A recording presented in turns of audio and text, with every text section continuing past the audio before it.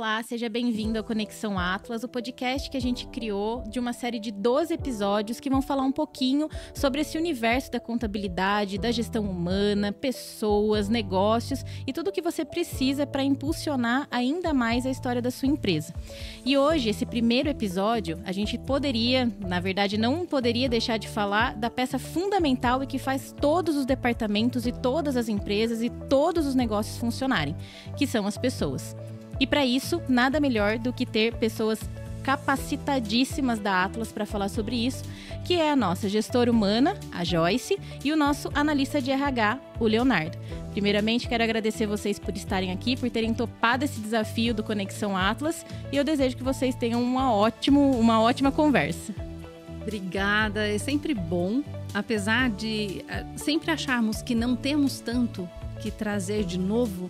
É sempre bom nos colocarmos à disposição para falar o que temos. Às vezes a gente se perde em querer falar o extraordinário e deixamos de falar o que é simplesmente. Então, nossa pretensão aqui não é ensinar nada a ninguém, é compartilhar, é trocar, é experimentar o que esse universo de pessoas que não são acabadas tanto nos trazem como desafio no dia a dia. Muito obrigada, eu sou a Joyce, a Leís já falou. Eu trabalho com gestão humana no Atlas e me sinto lisonjeada em estar aqui ao lado de você, ao seu lado, ao lado do Léo, para falar um pouco da nossa vida, né? Da nossa rotina, do dia a dia. E eu tenho certeza que vai ser incrível. Sim, prazer estar aqui hoje, poder contar um pouquinho do nosso dia a dia, do nosso trabalho, simplificar isso também, né? Que às vezes tem alguns mitos, algumas lendas no meio de tudo isso, e a gente poder abrir um pouquinho, detalhar um pouquinho do nosso dia a dia. Meu nome é Leonardo, trabalho já com RH há cerca de 3 anos. Vamos lá. Eu acho que a gente demorou bastante para pensar, né, Joy, como que a gente ia trazer, qual era o tema que a gente ia trazer. E pessoas realmente é o que impulsiona tudo. Então, se a gente for falar de contabilidade, se a gente for falar de fiscal, se a gente for falar de qualquer área, a gente precisa falar de pessoas. E para falar de pessoas, a gente também fala de gestão. E eu acho que para a gente começar isso, nada melhor do que explicar. Porque na Atlas a gente fala muito sobre isso, né? Sobre gestão humana. Não simplesmente colocar o nome de um departamento, como geralmente isso acontece e é tradicional, mas a gente resolveu ir na contramão disso. E para começar, eu queria que você explicasse pra gente o que é a gestão humana e qual que é a diferença do departamento que existe na Atlas para um recursos humanos, um departamento pessoal. O que é essa gestão humana pra gente dentro da Atlas? A gente só não pode esquecer a ordem das coisas, né? Então, é importante respeitar que gestão humana só pode existir porque existe recursos humanos. Então, a gestão humana, ela é algo que nasce a partir daquele recurso, é trabalhar recursos necessários com as pessoas dentro das empresas e organizações. Quando a gente está falando de gestão humana, falamos para além de trabalhar desenvolvimento, a burocracia, né, do departamento pessoal, treinamento, trabalhar o profissional com ascensão de carreira. Nós abrimos um espaço para falar e o ser humano que está entre esses espaços, que é uma folha de pagamento, que é um projeto de desenvolvimento e quem é esse ser humano. É estranho hoje a gente precisar enfatizar a palavra humanização. É muito estranho ter que fazer isso, porque na verdade isso deveria ser uma condição. Falar é viver a humanidade e não ter que elencar. Então, ao mesmo tempo que é gostoso falar sobre gestão humana, é preocupante, porque nós temos que destacar que trata-se de uma gestão que olha efetivamente para o ser humano de forma humana. Porque nem todo RH, nem todo recurso humano olha para a pessoa com humanidade. Então a gente entra nesse dilema, eu acredito que até ético, em ter que conceitualizar. A gestão humana vai olhar para o ser humano em sua totalidade e não apenas como um número. Em sua totalidade e não apenas como um funcionário. É o humano, é o olo do humano. E é muito desconexo a gente pensar que realmente, como você disse, a gente tem que explicar esse tipo de coisa. E eu acho que esse é um problema que o Léo acaba tendo na hora da contratação. Porque como a gente vai falar para o candidato que a Atlas trabalha com a gestão humana e não que seja diferente ou que um esteja certo ou esteja errado, mas como que você faz isso, Léo? Como que é hoje num processo de candidatura que a gente tem? Como que você explica isso? Como que você transfere essa informação? Sim, a gente muitas vezes no processo seletivo reconhece que algumas pessoas passam anos e anos trabalhando em uma empresa só, reconhecem só aquela modalidade de RH, né? Aquela modalidade mais antiga que tem o ODP, o RH no mesmo âmbito, e não há incluso esse modelo de gestão humana, né? Como você disse, não é melhor, não é certo ou errado, mas é um modelo diferente de trabalho, de rotina, de tratativa com os colaboradores. Hoje, por exemplo, a gente faz o modelo de processo seletivo online. A gente adotou lá na pandemia, né, para facilitar tanto para os dois lados, mas a gente continuou dentro desse processo reconhecendo que há uma acessibilidade e liberdade maior para o candidato quando ele chega para a gente. A gente tem uma situação que é muito comum. O candidato ele está trabalhando em uma empresa, ele está buscando uma oportunidade melhor no mercado de trabalho e ele está fazendo entrevistas, processo seletivo por consequência. Dentro disso, ele vai precisar sair, se locomover até o local onde vai acontecer a entrevista para poder fazer entrevista, dinâmica, encontro de grupo. Um profissional que hoje está trabalhando, isso é um pouquinho complicado, porque algumas empresas não têm flexibilidade de horário, de jornada, de saída e entrada. Ele precisa fazer todo um remanejamento de trabalho para conseguir fazer isso e às vezes nem a gestão facilita, né? Então a gente adota o online, por exemplo, um colaborador ele pode sair no horário de almoço, ele pede para mim, Leonardo, eu preciso de uma agenda perto do horário de almoço para poder facilitar. A gente faz a entrevista, simplesmente ele está no carro, ou ele está na rua, e a gente bate a conversa ali muito tranquilo, porque a gente busca facilitar, porque é aí que começa a gestão humana. Entende? Era exatamente isso que eu ia falar, não ser um empecilho, porque eu acho que antes era tudo muito engessado, aquela coisa, meu Deus, é uma entrevista de emprego, eu tenho que passar a melhor impressão, e às vezes você ser sincero, como a pessoa fala, você sabe que ela tá num horário de trabalho, é o entender, porque todo mundo tem a oportunidade às vezes de mudar, de quer evoluir, né, não que, enfim... E entra num ponto que a gente, né, pode até falar agora, que é da coisa do humano mudar. Então a gente pode mudar. E quando a gente muda, a gente cria outras estratégias, que foi o caso de ter adotado a entrevista online, né? E aí eu até pergunto para a Joyce, como que as empresas elas entendem que elas precisam mudar e adotar esse modelo de gestão? Olha, como elas entendem é muito explícito, né? Porque independentemente de que critério, de que avaliação, de que método de recursos humanos existe na organização, todo diretor, todo gestor, ele tem entendimento de como funcionam as pessoas lá dentro. A questão é o quanto eu admito, o quanto eu encaro e o quanto eu me desafio a olhar para isso. Mas existem características pontuais que nos indicam que algo precisa ser visto. Quando tem uma alta rotatividade de profissional, quando a gente percebe um número excessivo de pessoas que se ausentam por problemas de saúde, quando não há integração entre as equipes, quando o profissional ele não consegue explicar com clareza qual é a atividade dele. E esse é um desafio não só para as empresas que não possuem esse olhar, mas como também para nós que possuímos esse olhar.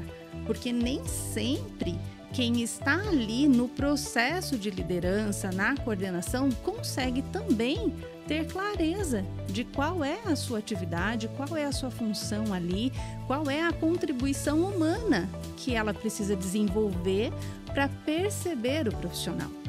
Então, eu digo que o maior indicador para que a gente possa perceber se o nosso trato com o humano está indo bem ou não é quando a gente se vê. Eu uso uma dinâmica com o pessoal que é mais ou menos assim. Você se contrataria sabendo do comportamento que você tem, da postura que você tem e aquilo que você faz quando ninguém está vendo? Você se contrataria? E o oposto também é verdade. Você gostaria de ser gerido por alguém como você? Porque quando a gente começa a trazer a reflexão para si, aí a gente tira um pouco o peso do outro, do condicionamento. Olha, está condicionado, eu só consigo liderar bem se, e eu passo a entender qual é a minha responsabilidade. E aí a gente vai decodificar um pouquinho o que significa responsabilidade. Como eu respondo com habilidade aquilo que me é colocado. Qual é a minha resposta habilidosa ao desafio que a minha empresa tem vivido? De que maneira eu compreendo que a frase simplesmente o profissional é folgado, não sabe o que quer da vida, reflete com qual é a minha responsabilidade para que ele se sinta pertencente, responsável e habilidoso para executar aquilo que eu proponho. Enquanto o profissional não se sente pertencente, ele não sente que aquilo é dele. Então, essa é uma característica que a gente tem que observar. O quanto as pessoas, os responsáveis, a liderança, estão conectadas com essas perguntas individuais. E quando a gente fala disso, eu acho que até tem o pessoal brinca, né? O que é do trabalho, o que é meu. E a gente, na verdade, não consegue separar. Porque a gente é o que a gente precisa de inteligência emocional para lidar com algumas situações, sim, porque isso vão acontecer no dia a dia. E aí abre um ponto para uma outra discussão, que é o cuidado com a saúde mental dentro do ambiente de trabalho. Porque antigamente, vejo, né, histórias de empresas que a pessoa tem que lidar com o problema pessoal dela fora da empresa. Ela entrou na empresa, ela tem que ser feliz, ela tem que estar sempre de bom humor. E não que isso abra espaço para que a pessoa seja grosseira, mal educada, mas abre um leque de que a empresa também pode olhar para a saúde mental desse colaborador. E isso não se restringe apenas aos meses específicos. Que hoje a gente tem o Janeiro Branco, a gente tem o Setembro Amarelo, a gente tem vários meses, e que eu acho que isso é uma discussão que a gente trouxe para Atlas, de não tratar esses meses específicos e não criar algo que seja duradouro, que foi aonde nasceu o que você quer falar, que vai chegar com o Janeiro Branco e abrir esse espaço dentro da gestão humana para que os colaboradores possam, o que você precisa falar, o que você precisa perceber, o que você precisa refletir sobre isso. E aí eu pergunto para vocês ali que estão nesse dia a dia com as pessoas, como que isso é importante e como que as empresas podem avaliar a importância de cuidar da saúde mental com os colaboradores hoje? Thaís, quando a gente está falando, por exemplo, é interessante primeiro entender esse conceito, que eu acredito que foi uma das coisas mais difíceis de se ouvir quando eu disse para um candidato numa ocasião que não, ele falou com a boca cheia, assim, qual é a sua habilidade, o que você entende como uma característica positiva em você? Eu consigo separar o profissional do pessoal. E eu olhei para ele e falei, sinto muito por isso. Eu sinto muito. Porque nós não somos quebrados, nós não podemos estar quebrados, precisamos ser inteiros. E aqui a gente compreende que não dá para separar. O que nós fazemos é organizar o quanto o seu pessoal está ocupando demasiadamente um espaço do seu profissional a ponto de acumular consequências para a tua vida. Agora, você não pode separar tudo isso. Então, por que é importante não falar sobre saúde mental, mas agir em prol da saúde mental? É justamente por esse motivo. Porque as pessoas, elas precisam se sentir no direito de ser quem são, precisam se sentir no direito de falar, se sentir no direito de sentir. Porque a impressão que nós temos é que as pessoas não se sentem no direito de sentir. Elas precisam a todo momento maquiar que elas estão ótimas, como se fosse possível. E esse é um grande risco, porque Hoje, se você tem dor de cabeça, você toma um analgésico. Se você tá chateado, você compra uma roupa, você come, você faz um monte de coisa. Mas a gente não percorre o sentimento. A gente não percorre essa questão que nos atravessa e que muitas vezes colocamos para debaixo do tapete, e quando a gente vai ver, tem um acumulado de coisas que aconteceram lá atrás e que um simples olhar diferente poderia trazer ali um alívio. Então, mais do que falar sobre saúde mental, é agirmos em prol da saúde. As campanhas, elas são tão necessárias porque realmente é através dela que a gente levanta as discussões. Nós levantamos discussões acerca da saúde da mulher, acerca da saúde do homem, acerca dos problemas emocionais. Mas, gente, tá difícil, a gente só fala da doença. E a gente não pode falar só de doença, a gente precisa dizer que antes da doença existe um sintoma. E o sintoma tem que ser visto. Então, nós avaliamos uma pessoa quando ela está bem emocionalmente.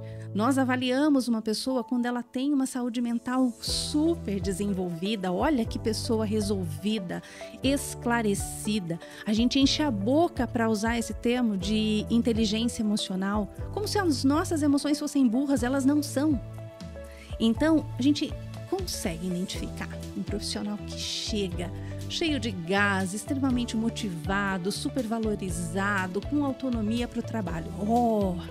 Essa pessoa chegou e ela ocupa esse lugar. Olha que dinamismo, que entrega, que proatividade. Fácil de identificar. Do lado oposto, nós também identificamos uma pessoa quando ela não está mal. Aquela pessoa só reclama. Aquela pessoa só falta, todo dia tem um problema. Ela contamina o ambiente, ela tá ali no horário de almoço e tá falando de tudo. Para ela só vê problema. Ela não entrega, ela reclama do amigo, do cliente, do problema. Nós identificamos esse profissional também. Nós identificamos essa postura. Mas entre uma coisa e outra tem um meio. E esse meio nós não vimos. É nesse meio que a coisa acontece. É nesse engolir o sapo um dia. É esse não falar, é esse não silenciar, é esse se sentir negligenciado, é essa não valorização que a gente não observa. A gente olha uma ponta e a gente olha a outra, mas o caminho do meio é que deveria ser nosso cuidado.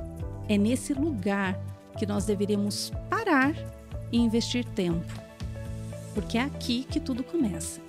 Nós temos no meio um passo para a ponta e um passo para outra ponta.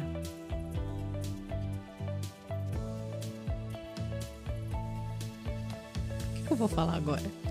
Eu adoro a conexão que a Joyce faz entre a terapeuta e a gestão humana. É incrível. Mas eu acho que é exatamente isso que a Joyce falou. É essa conexão da gente, porque a gente não pode ser quebrado. Então, a Joyce não vai ser quebrada no sentido de percorrer esse caminho. E aí, Léo, até entra nessa questão dos nossos candidatos, né? Como que você tem passado isso né? A gente falou, né, de como a Atlas tem passado isso para os nossos candidatos, mas quais são as abordagens que hoje vocês identificaram para mostrar isso de forma real para o candidato? Porque uma coisa é eu, como empresa, chegar para falar para você, não, Leonardo, porque aqui a gente vai olhar para o humano, a gente entende se você precisar fazer tal coisa, e as pessoas vão olhar e falar assim, nossa, mas aí é a empresa é um paraíso, essa empresa, mas como que funciona isso no dia a dia? O que você vê como RH, com a sua experiência, como que você enxerga e quais são até as demandas que esses candidatos trazem que ajudaram vocês a desenvolverem toda essa ação dentro do RH de criar a candidatura online, enfim, facilitar isso no dia a dia? Quando a gente faz o processo de recrutamento e seleção, é uma consequência que a gente conhece muitas pessoas de diversas origens e diversos estilos de vida. E isso eu adoro, particularmente adoro, porque eu adoro conhecer pessoas e ter contato com tudo isso. E quando a gente entrevista as pessoas, a gente vê diversas situações. Por exemplo, como a Joyce falou, a pessoa chegar e falar, e você falar qual que é o ponto de qualidade, algo que se sobressai no seu dia a dia. Eu sei separar muito bem o meu profissional da minha vida pessoal. Eu, particularmente, quando eu cheguei na Atlas, eu pensava da mesma forma. Quem ensinou isso pra mim foi a Joyce. Inclusive, ela me ajudou em muitos momentos, porque eu levava isso a risco, né? Eu pegar e deixar minha vida pessoal em casa, chegar na Atlas, eu fazer meu trabalho, mas ninguém saber de que possivelmente eu precisava de ajuda em alguma coisa muito simples que alguém poderia me ajudar, minha gestão poderia me ajudar. E depois a Joyce, ela quem me inspirou, porque quando eu entrei na Atlas, eu não entrei no RH, mas a Joyce era quem fez a conexão comigo, fez o meu desenvolvimento, ela ensinou isso pra mim. E toda vez que eu vou fazer um processo seletivo com um candidato, eu tento mostrar isso pra ele. Algumas situações. A gente tem situação que o candidato ele vai fazer o processo seletivo conosco, ele tem alguns problemas particulares, ele tem alguns obstáculos que ele não consegue fazer entrevista. E o candidato muitas vezes está tão acostumado de um processo ser cancelado por isso, que ele chega para mim e fala: Leonardo, eu tô com um problema pessoal, não vou conseguir fazer entrevista. Você me desculpa, pode deixar para a próxima. O que eu pego e faço com ele? Eu pergunto: fulano, você tem algum problema que a gente possa ajudar? Não tem problema, a gente remarca. Daqui 15 dias, daqui 10 dias, sem problema algum. Se não for para essa vaga, pode ser para outra. E muitos candidatos, eles falam: eu preciso disso, eu preciso de mais tempo, ou não. Então, eu tento sempre entender e tento ter uma flexibilidade para poder atender ele, porque a gente entende que ele não está fazendo aquilo porque ele quer. Ele está fazendo aquilo porque ele também tem uma vida pessoal, fora a vida profissional. Então, criar uma sinergia entre as duas e tirar o melhor disso. E você trouxe um ponto muito interessante, que foi o desenvolvimento. Você falou disso, né? Do seu desenvolvimento. E eu até queria que você explicasse um pouquinho como foi isso para você. E eu acho que vai trazer um pouquinho de ideia para quem está assistindo esse podcast, de que nem sempre as coisas precisam ser engessadas. Você não entrou num departamento, você foi desenvolvido e você hoje está atuando como, né, no RH, trabalhando com isso. Qual que é a importância que você vê, usando a sua história como exemplo, se você quiser compartilhar claramente, da importância das empresas olharem para isso? Porque às vezes o candidato ele tá ali, mas ele tem outras habilidades, ele consegue trabalhar em outros departamentos e às vezes entra no papel da gestão humana e até mesmo do RH de olhar e identificar. Porque às vezes a pessoa acaba achando que ela tem aquela vocação, que ela tem que trabalhar com aquilo pro resto da vida, ou que ela não pode mudar de opinião, que ela não pode seguir outros caminhos. E eu acho que é importante a gente mostrar que isso é possível e às vezes a gente transforma a vida com um desenvolvimento igual aconteceu com você, né? Sim. A Atlas tem duas características que são muito fortes: desenvolvimento e inovação. Isso também se estende a todos os colaboradores internos. Isso é muito aberto para todo mundo. Eu, por exemplo, quando eu cheguei na Atlas, eu cheguei fazendo um estágio. Eu entrei para a recepção, mas no primeiro dia que eu entrei, eu sempre tive um sonho de trabalhar no RH antes disso. Tinha tentado outras oportunidades. No dia da entrevista com a Joyce, eu falei: Joyce, meu sonho é trabalhar com RH, mas eu estou aceitando essa oportunidade hoje porque eu quero experiência. Eu entrei na recepção, fiz uma transição depois para o GED, um departamento interno do Atlas, fiz uma transição para o fiscal, um período pequeno. Depois do fiscal, eu passei para a administração de pessoal, né? Que é a parte do RH, a parte mais que cuida de folha de pagamento, a parte mais burocrática, bem assim dizendo. E eu sempre abracei tudo que me deram, toda a experiência, a oportunidade. E eu sempre percebi, desde o começo, essa característica tão forte do Atlas, a inovação e desenvolvimento. Eu pensava comigo: é aqui que eu quero ficar, porque é aqui que eu vou me desenvolver, né? E cerca de 3 anos atrás, mais ou menos, a Joyce pegou e me deu a oportunidade para eu poder ajudar ela em algumas atividades. Mas eu sempre busquei estar operando em outros departamentos, estar podendo ajudar quem precisava. A oportunidade ia chegando, ia abraçando, consegui chegar ao RH e conseguir meu sonho, e conseguir estruturar uma carreira e conseguir aprender. E a Joyce me ensinou tudo que eu sei hoje referente ao RH. E eu acho que isso, né, toda essa sua trajetória, ela foi ligada completamente à comunicação. Tanto a comunicação empresa-colaborador, quanto a comunicação colaborador no geral. E aí eu queria entender, né, de vocês, qual que é a importância da comunicação dentro de uma empresa. Porque às vezes o pessoal pensa no comunicação é o marketing, é o que vai divulgar o nosso serviço, e nem sempre. Às vezes o endomarketing, ele faz uma diferença tão grande que as pessoas não olham para para esse departamento com o olhar que é necessário. E eu queria entender de vocês qual que é a importância disso dentro de uma empresa, da comunicação. E que ela não só está ligada à venda, ao comercial, mas no todo, né, igual aconteceu no caso do Léo. Eu vou fazer um parênteses aí, que eu quero explicar qual foi a conversa com o Leonardo. É importante, olha lá. Vamos colocar. Estamos em casa, né? Eu não posso expor outro profissional, vou expor você que Não, aqui. tá bom, claro, Então, te dou a liberdade. foi o seguinte, ele chegou totalmente posicionado a ser o cara, né? Olha, eu separo minha vida pessoal da profissional, tal. E eu confesso que eu olhei pra ele, eu falei assim, gente, não dá. E um dia eu olhei e falei assim, cara, é o seguinte, se você não abrir a caixa preta, não tem jeito. Eu só posso contribuir com quem eu conheço. E o que eu tô vendo aqui é um personagem. Então eu preciso saber quem você é. E a partir dali que eu acredito que desenvolver um pouquinho mais de confiança nele, de entender que não precisava ser perfeito. Não precisa ser perfeito, mas me conte quais são as suas questões para que apesar delas a gente caminhe. E quando a gente fala de comunicação, a gente está falando, né? Já falei isso 1000 vezes, acho que já tá virando até chato. Tá ficando chato, né? Pode cortar, se quiser.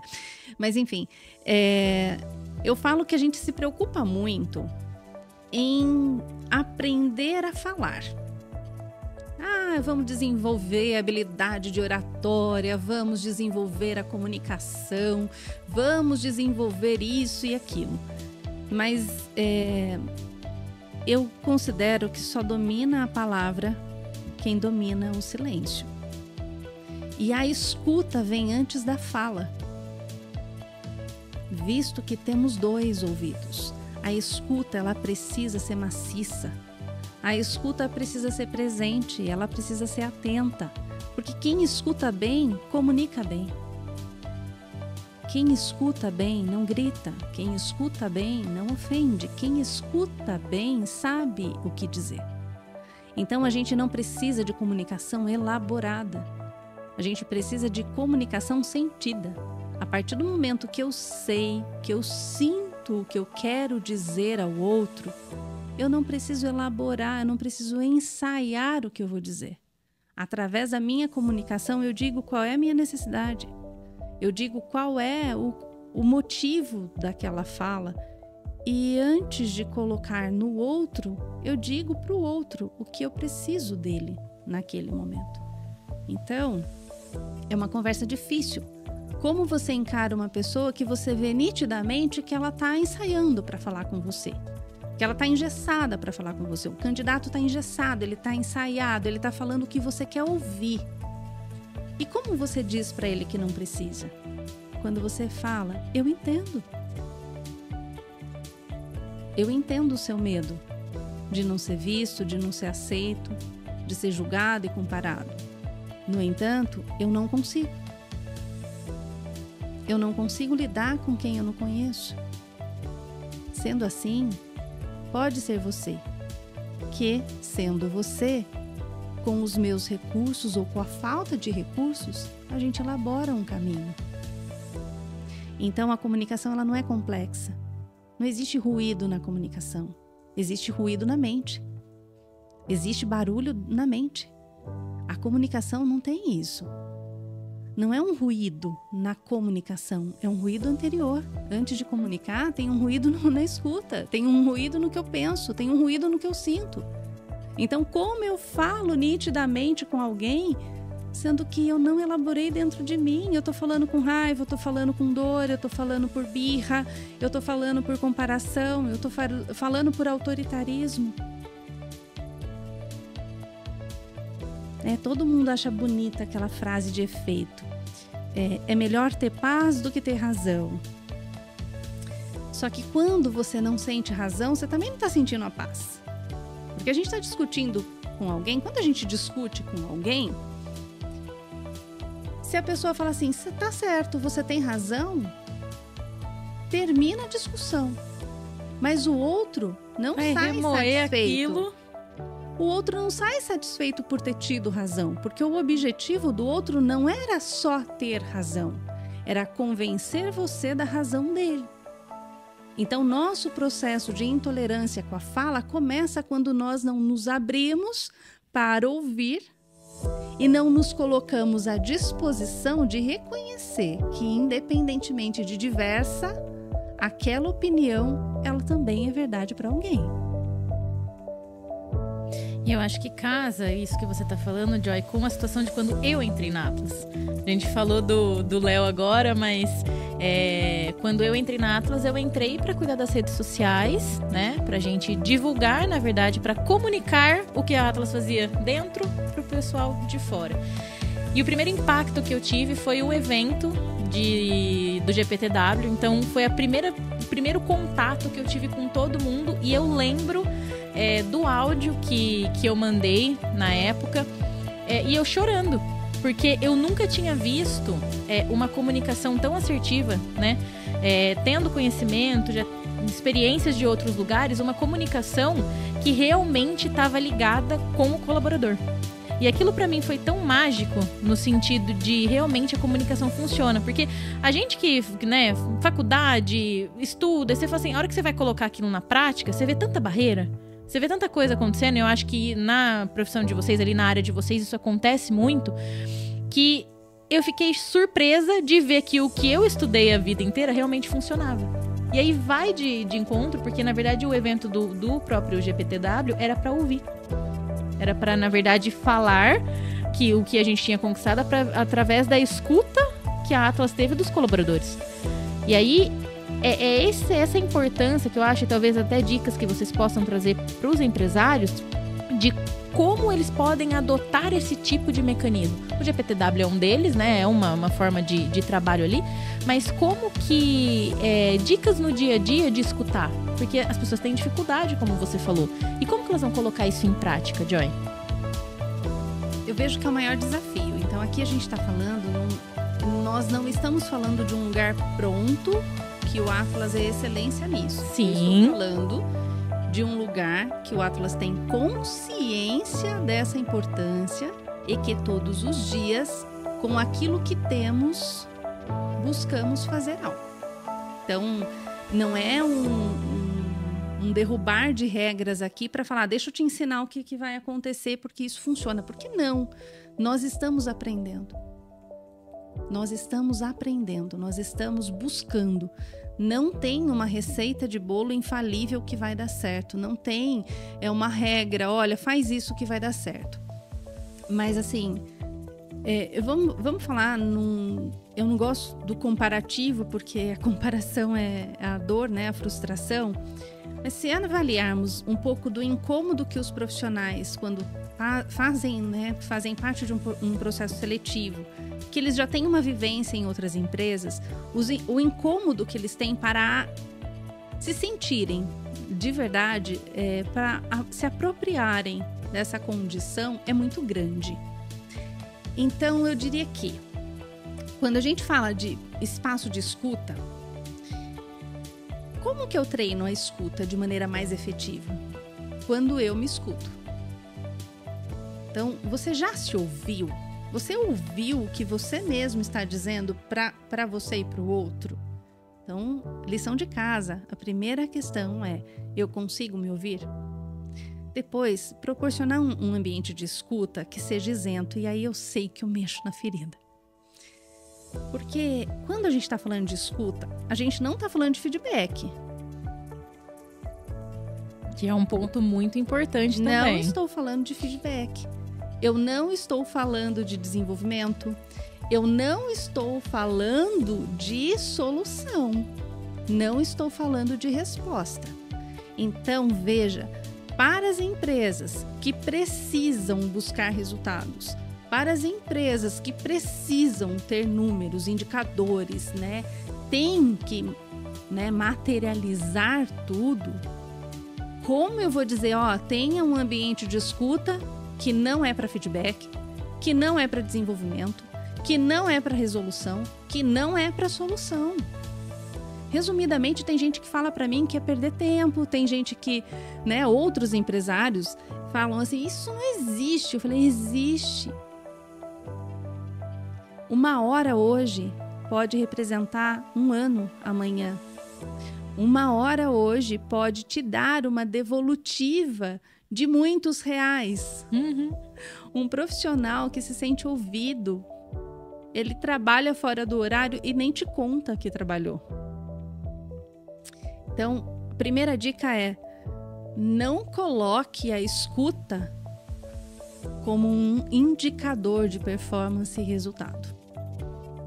Tira a escuta desse lugar e depois o resultado da escuta você quantifica. O resultado da escuta você qualifica. Mas enquanto espaço, tira, isenta a escuta de objetivo. Isenta essa escuta e experimenta. Experimenta você se colocar diante de alguém e responder como é para mim ser ouvido. Porque sabe o que acontece? Um empresário tem inúmeras responsabilidades. Ele tem inúmeros problemas. Ele tem inúmeras questões. E muitas vezes ele também não é ouvido. Porque quando chega a vez dele falar, ou ele tem que levar a solução para alguém, porque isso impacta diretamente a organização, ou ele simplesmente tem que dar a ordem. Mas quem ouve essas pessoas sem julgá-los? Porque a gente sempre sabe o que o chefe tem que fazer. Não é, Leonardo? A gente sempre sabe o que o chefe tem que fazer. Mas a gente não sabe responder se faríamos aquilo que a gente está pedindo para ele fazer. Será que eu tenho condição de fazer tudo isso que eu estou dizendo que o outro precisa? Será que... E se eu consigo percorrer esse caminho, será que eu também considero as condições que eu tive para percorrê-lo? Será que eu levo em consideração que as oportunidades que eu tive não são as mesmas que aquela pessoa tem? Será que eu levo em consideração que nesse processo eu tive muita gente ali do meu lado me apoiando? Exercício. E é um exercício diário, né? E aí, quando a gente fala de empresários, a gente fala de liderança. E quando a gente fala de liderança, a gente vê vários conteúdos na rede social. Qual a diferença da gestão, qual a diferença da liderança, qual a diferença, né, do líder para o gestor. Aquela... É as frases de efeito que a gente vê, mas isso é importante ser falado. Porque a atuação de um empresário, né, vamos não limitar ele a líder ou gestor, ali, enfim... É entender que ele influencia. E ele influencia muito mais do que ele imagina. Porque às vezes as pessoas se espelham, às vezes as pessoas em como ser, às vezes em como não ser. Enfim, existem todos os caminhos.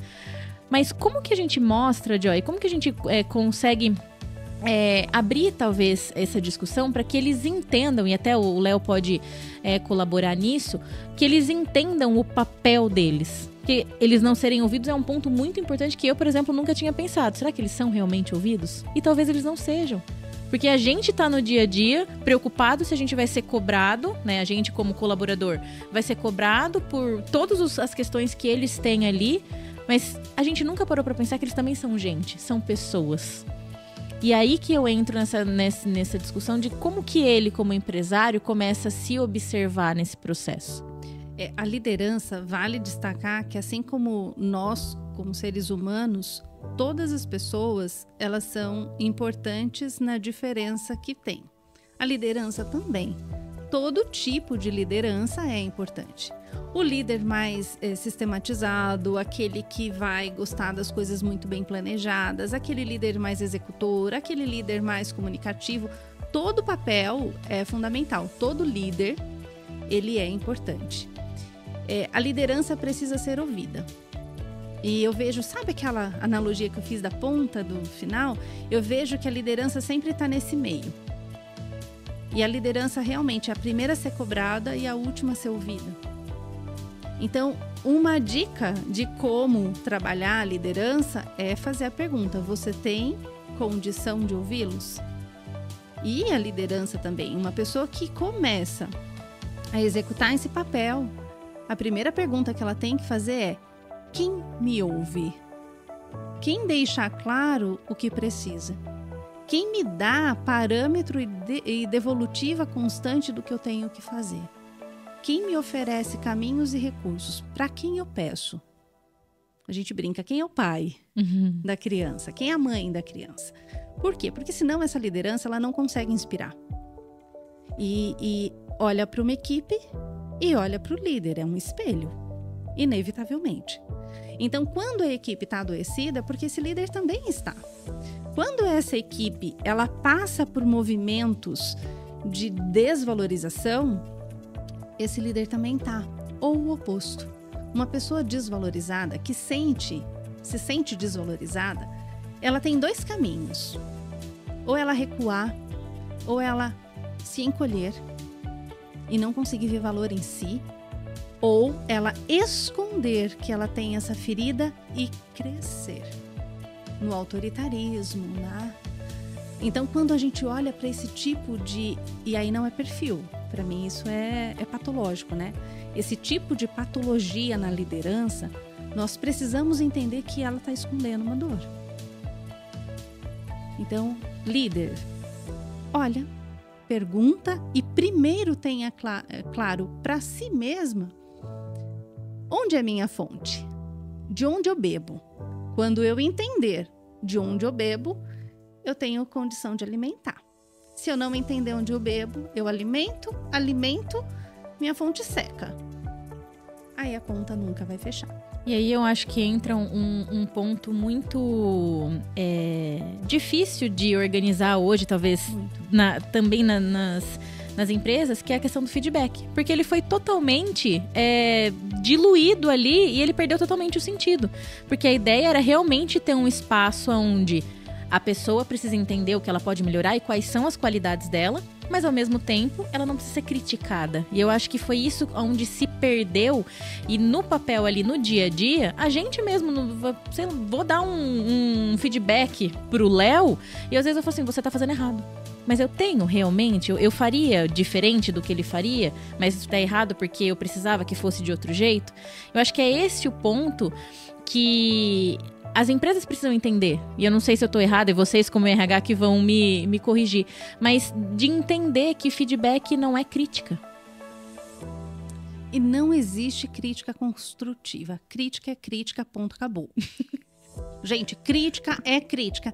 Posso fazer uma crítica construtiva? Virou mestre de obras, amor? Não. Crítica é crítica. Eu tava esperando o momento que a Joyce ia falar isso, porque depois que ela me ensinou isso, eu comecei... Toda vez que eu ouço essa frase, eu penso na Joy. Falei, crítica construtiva.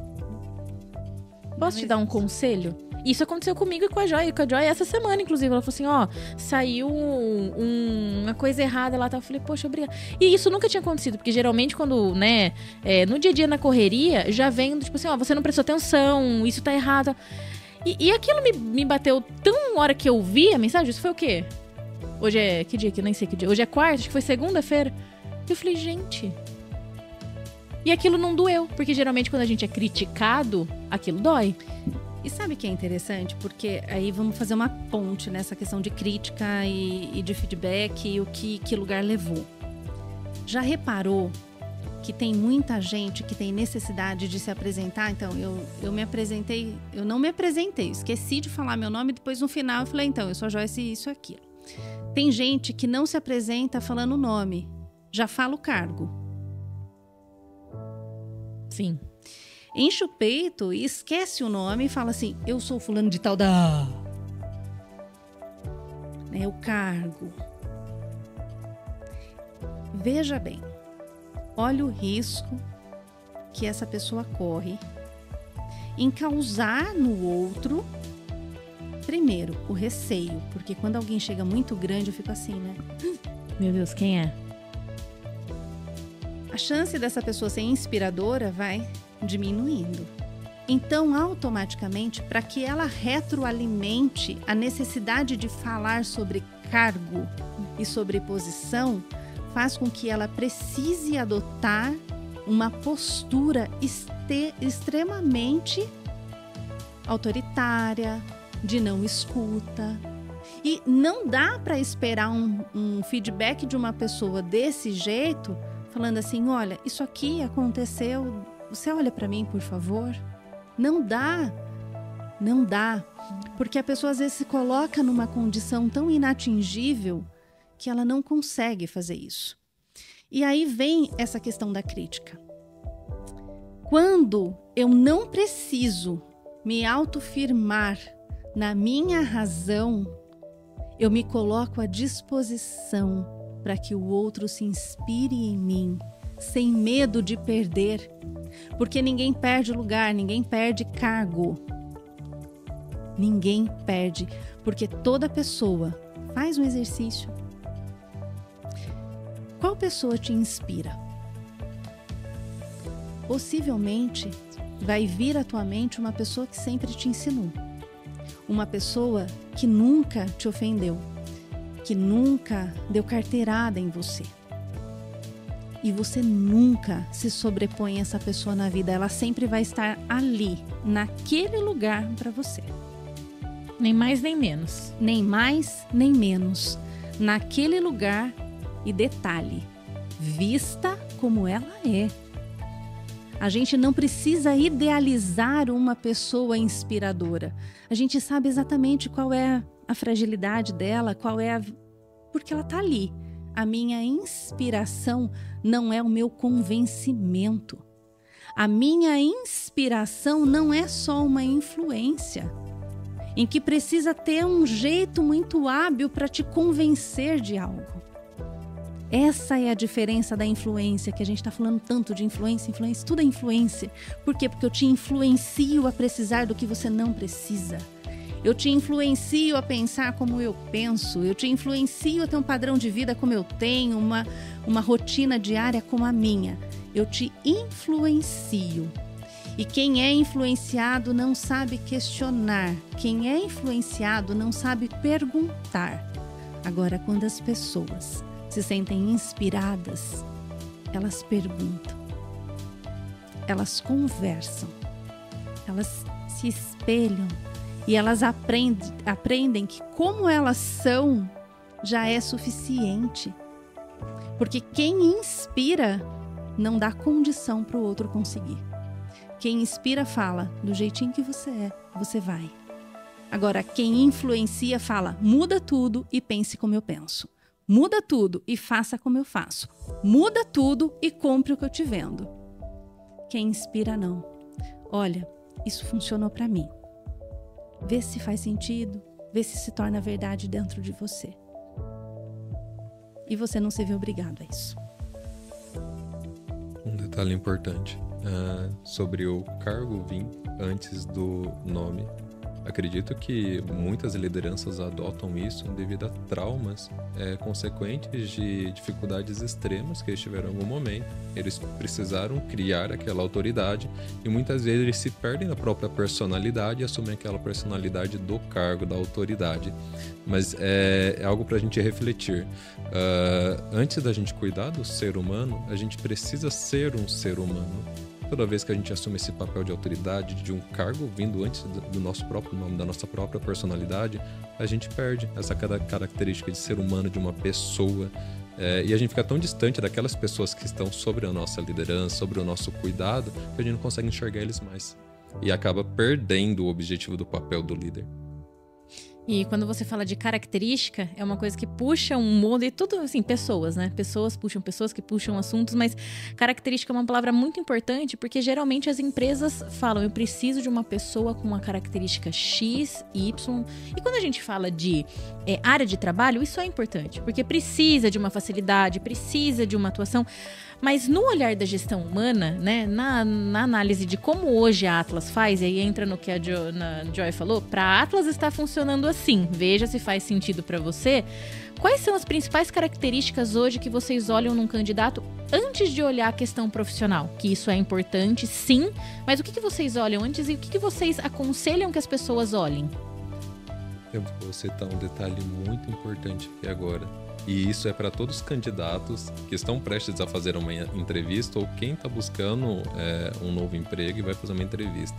Sobre o que a Joyce falou, sobre abrir a caixa preta, que ela insistiu muito isso comigo, até que eu fiz. Mas isso também acontece na entrevista. Eu acho que o maior presente que o candidato pode dar para o recrutador é ele chegar e ser totalmente ele, transparente. Não tem nada de errado ele se preparar para a entrevista, né? Isso é legal, ele se preparar, pesquisar sobre a empresa, ele poder pensar sobre o que ele pode falar, sobre o que ele pode lembrar, mas ele buscar ser ele mesmo, naturalmente, ele se abrir. Por quê? O recrutador ele não está ali para poder julgar o candidato, ele está ali para poder entender o que o candidato quer, está buscando o que é viável para ele. O recrutador do outro lado, ele está tentando entender como ele pode encaixar isso dentro da empresa dele e se ele pode. Tem um processo que a gente faz que às vezes a gente pergunta para um candidato que não chegou ao final do processo seletivo para uma vaga e a gente questiona ele: você nos dá a liberdade, nos permite compartilhar o seu perfil? Porque a gente busca ajudar o candidato também a encontrar outros empregos, a entrar em outros processos, porque a gente entende que a gente não deve julgar ninguém, a gente não está ali para julgar ou colocar um nível na pessoa se ela é de 0 a 10, não, só busca entender se a gente consegue ofertar o melhor para ela naquele momento. Então abre a caixa preta, se mostra um pouquinho, chegue transparente, porque a gente tá fazendo uma conversa, somos dois humanos se conhecendo. E tem uma questão também, às vezes, por exemplo, é uma vaga que exige extrema condição de análise, a habilidade de análise. E a pessoa é super comunicativa, desenvolta. E eu olho e falo, nossa, que da hora. Mas eu preciso dizer para ela, olha, se eu te contratar, eu vou resolver o seu problema a curto prazo, porque você vai ter um emprego e você vai ter um salário. A longo prazo, você vai ser muito infeliz aqui. Porque o seu motivo, ele vai se esvaziando, porque não é um motivo sustentável. Ter um emprego e um salário é importante até a página 2. Mas depois você vai estar num risco. Então, escolha melhor. Procure o trabalho que vai fazer você ter motivo para ação todos os dias. Então é importante a gente ter essa condição de falar com o candidato, porque sim, característica é fundamental. A gente não pode escolher, a gente escolhe errado, claro. A gente erra num processo seletivo. Mas a gente tem que buscar errar cada vez menos, porque a gente precisa ser honesto com a pessoa em relação ao que espera para ela. Uhum. Porque senão a gente coloca as pessoas em risco. E pode ser que as pessoas se acomodem tanto porque elas querem um trabalho, querem um salário, que elas nem se perguntem depois assim, nossa, mas eu sou feliz fazendo o que eu faço? Não, eu só tenho que fazer o que eu faço. Então é interessante também a gente ser muito realista com as pessoas e falar, olha, posso te dar uma dica? Né? Eu acho que eu já fiz isso algumas vezes.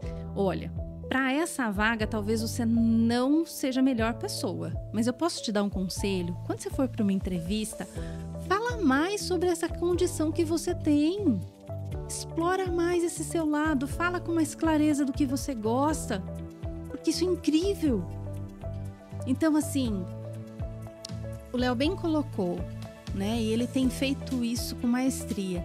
A pessoa que vai para uma entrevista com a gente, nós não temos a certeza que vamos encontrá-la novamente, porque ela pode não ser selecionada. A gente só tem uma chance de deixar na vida daquela pessoa uma boa impressão. Então ela precisa sair dali melhor do que ela foi.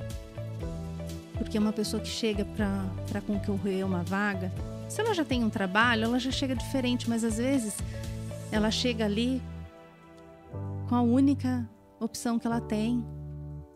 E se ela sair de lá se sentindo não adequada para a vaga, a gente mexe com a estima. Agora, quando ela sai de lá falando assim, olha, aqui não, mas existe um mundo aí fora e você dá conta desse mundo, é completamente diferente. E aí também vale para essa questão, essa dica para o empresário, essa dica para o líder, essa dica para todo mundo. Nós não sabemos quando será a nossa última oportunidade de atravessar a vida de alguém. Mas a gente tem uma escolha, que independentemente de ser a primeira ou a última, a responsabilidade é nossa com o que a gente faz com esse momento. Porque quando, né, o Léo falou, abra a caixa preta, eu tenho certeza que muitos dos ouvintes ali que já passaram por processo seletivo, que todo mundo uma vez na vida já passou, vai falar assim, mas como que eu vou chegar no meio e ser humano? No mundo como ele tá hoje, as pessoas vão falar assim, ela é falsa ou ela tá num personagem.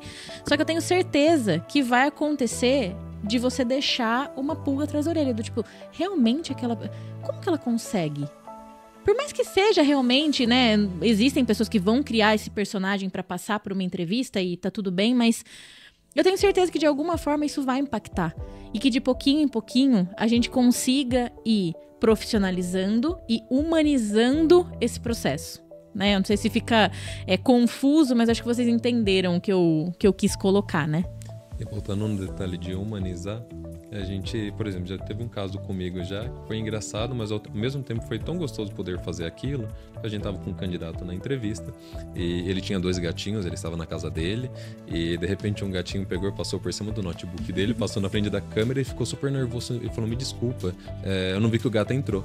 De repente o outro gato passou por trás dele, ele ficou mais nervoso ainda. Ele começou a gaguejar, tava muito nervoso, eu peguei e falei, calma, tá tudo bem.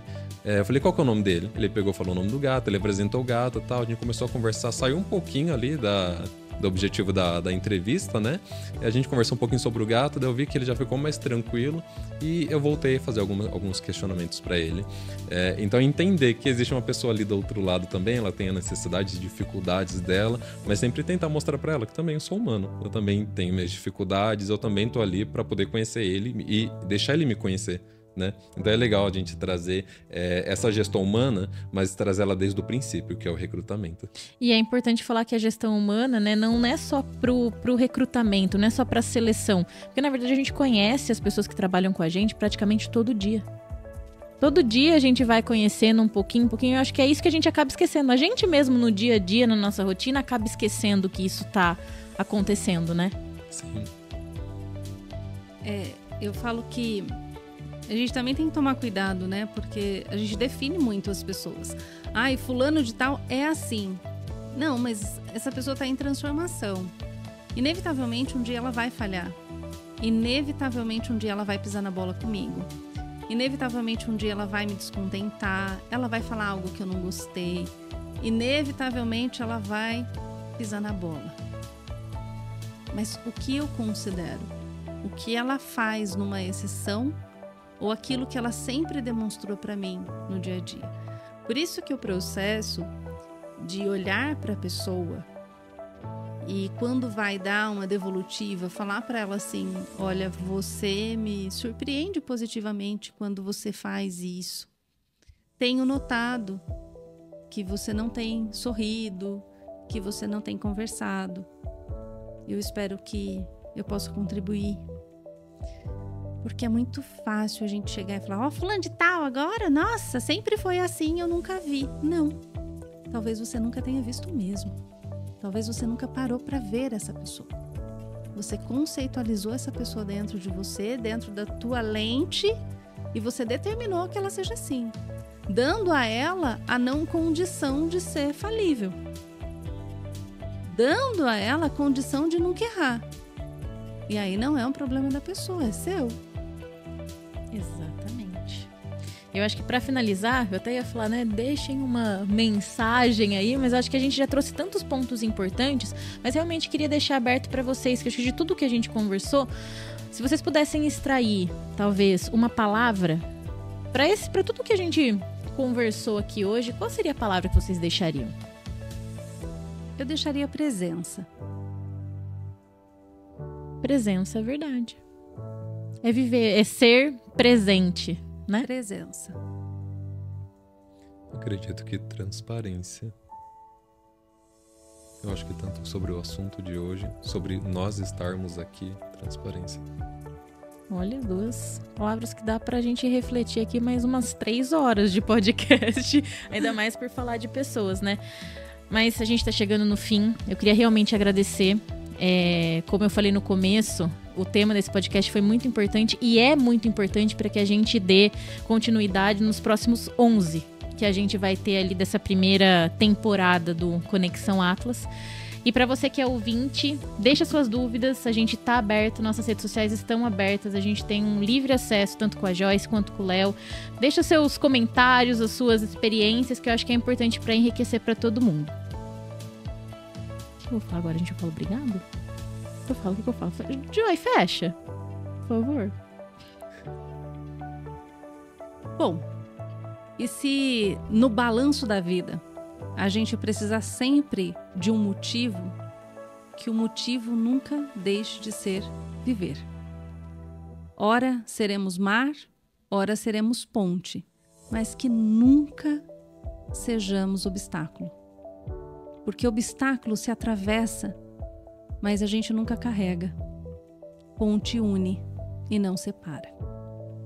E falando em ponte une, não separe, aproveita para seguir a gente nas redes sociais, para acompanhar o trabalho da Atlas, para viver o que a gente está vivendo aqui e que toda essa conversa seja capaz de te ajudar a transformar, nem que seja de pouquinho em pouquinho, a sua empresa também.